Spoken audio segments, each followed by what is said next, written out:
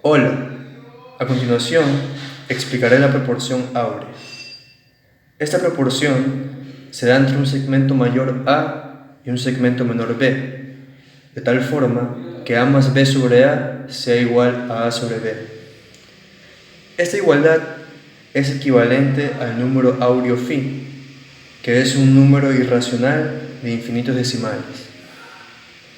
¿Cómo obtener phi?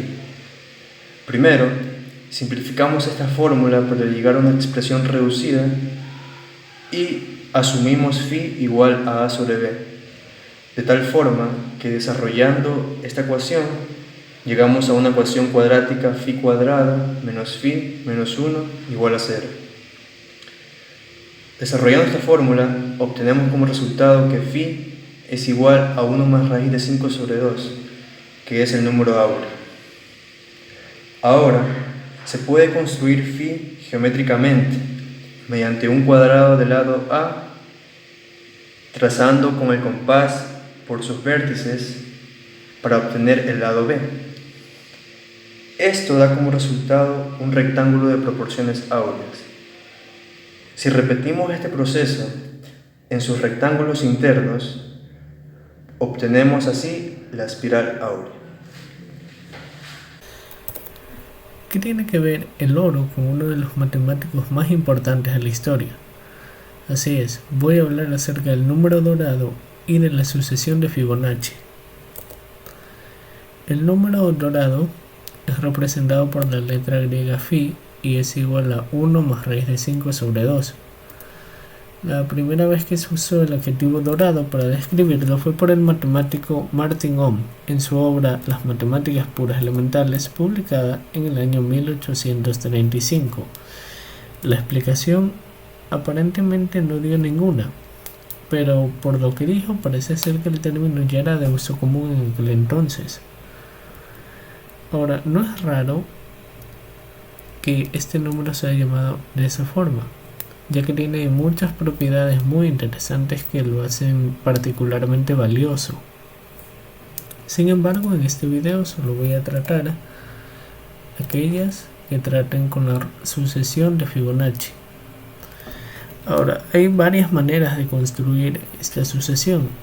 Particularmente yo voy a empezar construyéndola a partir de dos elementos. En este caso, un elemento f sub 1 igual a 1 y un elemento f sub 2 igual a 1. Para construirla se parte de estos dos elementos. Tenemos 1 y 1, 1 y 1 son 2, 2 y 1 son 3, 3 y 2 son 5, 5 y 3 8, 8 y 5 13, 13 y 8 21 y así sucesivamente. Así se pueden ir construyendo todos los demás elementos, sumando los dos anteriores. Esta sucesión se conoce bajo el nombre de recursiva. ¿Por qué? Pues si queremos calcular un elemento de valor alto, tendríamos antes que poder calcular obviamente los números que están antes de él. Y para calcular esos números tenemos que remontarnos al principio de la sucesión. Por ejemplo, si quisiéramos calcular el sexto elemento, en este caso 8, tendríamos antes que poder calcular el quinto y el cuarto elemento. Y ya que estos son la suma de sus dos anteriores, habría que calcular los dos anteriores. Y como vemos, tenemos que remontarnos al principio de la sucesión para poder calcularlos. Ahora, ¿qué tiene que ver esta sucesión con el número dorado? Pues bien, si nosotros dividimos dos números de Fibonacci cualesquiera con tal de que sean consecutivos, obtenemos lo siguiente. Como podemos ver, a medida que escojamos números más altos dentro de esta sucesión, la división entre esos números se va a aproximar cada vez más al número áureo. Es decir, que nosotros profundizamos en el infinito de esta sucesión, la proporción existente entre un número de Fibonacci y su consecutivo es exactamente igual a la proporción áurea. Esta proporción se conoce como la divina proporción. Esto se debe a que esta proporción en específico aparece de maneras inesperadas en la naturaleza e incluso en la música. Bien, ahora vamos a hacer una última prueba. Para esto vamos a usar una propiedad del número áureo. Esta propiedad nos dice esto. Ahora, manipulando la expresión, obtenemos esto. Ahora, dejaremos esto a un lado por un momento. Nosotros sabemos que el número áureo es aproximadamente igual a esto. 1,618 entre otros números. Ahora, si nosotros descomponemos esta expresión en su parte entera y en su parte irracional, lo que obtenemos es 1 más 0,618 entre otros números. Y como vemos, por lo que vimos al principio, lo que obtenemos es que al restarle 1 al número áureo, obtenemos 1 sobre el mismo número áureo. Y esto, como podemos ver, es la parte irracional del mismo. Es decir, esta expresión es la parte irracional del número áureo. Ahora, con este dato vamos a realizar una aproximación de este número por medio de los racionales. ¿En qué consiste? Bueno, para poder realizar esta aproximación vamos a usar un método llamado aproximación diofántica, llamado así en honor a un matemático griego. Para esto tenemos que dividir el número que queremos aproximar en su parte entera y su parte irracional. En este caso, el número áureo se divide en 1 y se divide en su parte irracional. Su parte irracional, como habíamos visto, es 1 sobre el mismo número áureo. Ahora, para obtener la primera aproximación de este número, lo que hacemos es, en este miembro que hemos obtenido, vamos a ignorar la parte irracional, es decir, 1 sobre phi, la vamos a ignorar. Y así obtenemos la primera aproximación. Tenemos que phi es aproximadamente igual a 1. Esta primera aproximación es bastante pobre, así que vamos a la segunda aproximación. Para seguir aproximando, lo que nosotros tenemos que hacer es seguir descomponiendo la parte irracional. En este caso, la parte irracional es phi, y phi, como habíamos visto al principio, se puede descomponer en lo siguiente. Ahora, como habíamos hecho para obtener la primera aproximación, aquí otra vez vamos a volver a ignorar esa parte irracional y obtenemos la segunda aproximación. Vemos que esta vez es 2 sobre 1, una aproximación que igual sigue siendo un poco pobre, pero es más certera que la primera. Y podemos seguir desarrollando esta suma fraccionaria indefinidamente. Vamos a calcular ahora la tercera aproximación. Para esto pues hacemos lo mismo que habíamos hecho antes y obtenemos lo siguiente. Obtenemos que la tercera aproximación posible es 3 medios. Esta aproximación ya es mucho más certera que las dos anteriores, pero además notamos algo, y es que a medida que nosotros nos vamos aproximando más a phi, obtenemos que en efecto phi es aproximadamente igual a la división entre dos números de Fibonacci, y mientras más grandes sean estos números de Fibonacci, la división entre estos dos se va a aproximar cada vez más a phi, que es lo que habíamos visto en la anterior explicación. Entonces, como vemos, el número áureo y la sucesión de Fibonacci están íntimamente relacionados. Es decir, a la larga terminan pues en esta proporción, siendo casi lo mismo. Y bueno, a continuación veremos cómo se relaciona esta proporción en la naturaleza, cómo se manifiesta. Buenos días, mi nombre es Juan José Costa y hoy les voy a hablar sobre las proporciones áureas y sucesiones Fibonacci en la naturaleza. Como ya sabemos, la proporción áurea se puede sacar del siguiente rectángulo, haciendo la igualdad A más B sobre A es igual a A sobre B. Ahora veamos cómo esto se puede relacionar con la naturaleza. Como ya sabemos, la naturaleza es totalmente impredecible. Es algo caótico, algo que no sabemos cómo funciona exactamente. Pero se han encontrado ciertas relaciones con la sucesión de Fibonacci y las proporciones áureas en las plantas, en los animales, en distintas formas de los animales, en el número de hojas, de pétalos, las formas de las plantas. Incluso en la forma en la que revientan las olas se puede relacionar con esta conocida sucesión de Fibonacci o espiral de Fibonacci. Ya veremos ahora los casos de cómo funciona.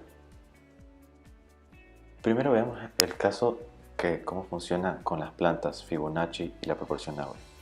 Los sistemas biológicos exhiben una amplia variedad de características simétricas. En muchos casos, esta simetría es solo una aproximación, pues el crecimiento o reproducción de los organismos no es algo perfecto, no es algo que sigue una simetría siempre. Pero esta simetría se puede encontrar y se puede explicar con Fibonacci. ¿Cómo funciona? Bueno, se han encontrado muchísimas plantas muchísimas flores que tienen los pétalos, el número de pétalos es un número de Fibonacci. Por ejemplo, tenemos el caso de los lirios que tienen 3 pétalos. Luego también los ranúnculos tienen 5 pétalos. Los cosmos tienen 8. Las ásteres tienen 13. Y el crisantemo tiene 21. Todos estos números son números sucesivos de Fibonacci. La explicación de por qué se han encontrado estas cosas es porque, como podemos ver, los pétalos forman un círculo en la flor y se ha demostrado que los ángulos de una circunferencia que están relacionados con la proporción áurea o sucesión de Fibonacci tienen un espaciado de puntos más uniforme y de esta forma aprovechan mejor el espacio para relacionarse mejor con el sol y el agua, es decir, para poder llegar a más, para que le llegue más sol y agua a los pétalos. Los espirales de Fibonacci siguen el mismo patrón de las sucesiones de Fibonacci. Como podemos ver en este caso, si dibujamos un cuadrado de lado 1 y luego uno del lado 2 pegado, y así podemos llegar a formar una espiral.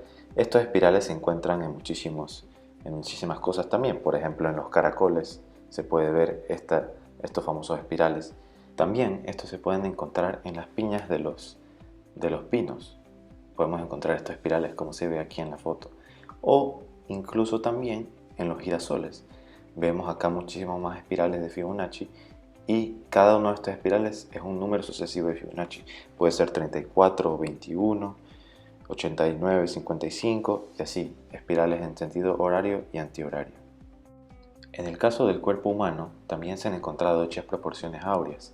Por ejemplo, veamos en este caso la cara de una persona puede tener la proporción áurea desde la nariz al ojo o del ojo a la boca, incluso hasta el mentón. También se han encontrado en las puntas de los dedos y en los brazos dichas proporciones. Incluso se dice que el famoso pintor Leonardo da Vinci se basó en las proporciones áureas para pintar la Mona Lisa. Veamos si es que encontramos dichas proporciones en esta foto o en esta imagen de la Mona Lisa. Podemos ver aquí primero en la cara hay unas. Luego también, incluso en el torso, se encuentran estas proporciones.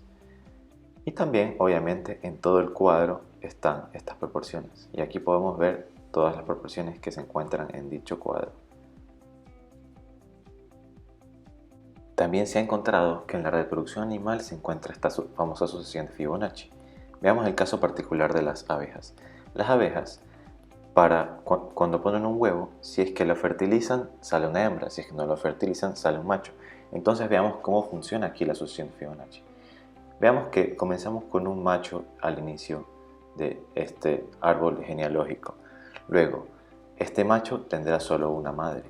Luego, esta madre tendrá 2 padres, es decir, la madre y el padre que la fertilizó. Luego, En cada lado, la madre tendrá dos padres y el padre tendrá una madre.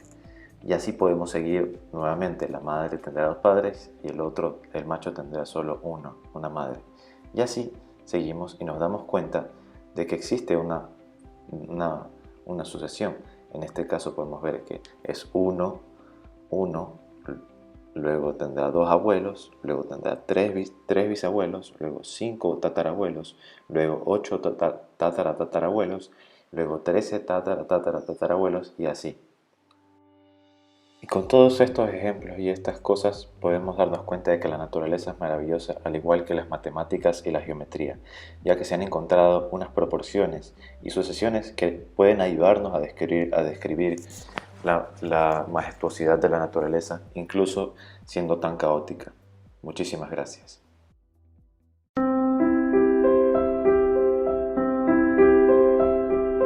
A lo largo de nuestra vida, la música es algo que ha estado ahí presente. Al menos una vez en nuestras vidas hemos tenido una canción que se nos ha quedado en la cabeza. Pero, ¿por qué? ¿A qué se debe esto? ¿Cuál es la razón de que artistas como Mozart, Bach o canciones como la de los Beatles, Michael Jackson o Tool se nos hayan quedado en nuestra cabeza? ¿A qué se debe que sean tan conocidas? Bueno, una de las cosas que sabemos es que al ser humano le atrae la repetición. Esto podemos verlo en obras de pintura, películas o arquitectura. Pero lo que en serio le atrae al ser humano es la belleza. ¿Pero qué hace que algo bello atraiga a tantas personas? La belleza es algo subjetivo. Entonces, ¿podría haber alguna forma que podamos medirlo de manera objetiva? Muy buenas, mi nombre es Marcelo Álvarez y el día de hoy voy a tratar de hallar esa relación entre la belleza musical y dos elementos muy importantes de la matemática, sobre todo en la geometría, que son el número áurico y la proporción áurea. El número áurico surge de la división de 2 en un segmento, en el que guarda ciertas proporciones, donde A más B es la longitud total, siendo A el lado más largo y B el más corto. Este número se lo puede encontrar en varias figuras, como por ejemplo en un pentágono. Se lo puede hallar con la diagonal sobre un lado cualquiera del pentágono. En cambio, la proporción áurea surge de la inclusión de triángulos más pequeños en el rectángulo de Euclides. Además, aparte de la proporción áurea, encontramos también la sucesión de figuras. Bueno, ahora sí, una vez sabemos de dónde surgen estos números o esta proporción, entonces vamos a buscar esa relación que tienen con la música. Y es que si nos metemos de lleno en la música, al ver los instrumentos, notamos que la voluta del violín va formando la proporción áurea, siendo que el diseño de ciertos instrumentos van cumpliendo esto. Y no solo en la voluta del violín, sino en cosas un poco más técnicas, como que también aparece en la octava de un pi, en la que va a haber 8 3, 5 negras que van a estar separados en 2 y 3.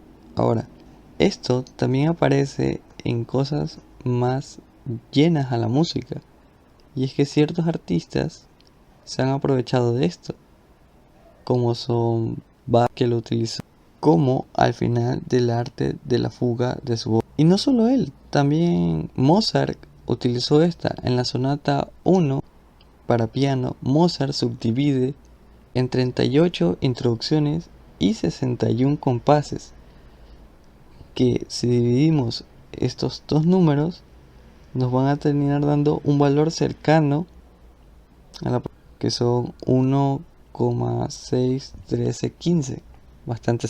Y también gente o artistas un poco más del 2000 también lo han utilizado, dando un ejemplo curioso como el caso de Michael Jackson en el video de Thriller, en la que dura 13.41 minutos o 826 segundos, y Michael se convierte en zombie en el minuto 8:29. que sería igual de decir 509 segundos. Y al dividir estos dos números, tenemos la proporción áurea. Y es que Michael Jackson utiliza esto para poder poner el estribillo.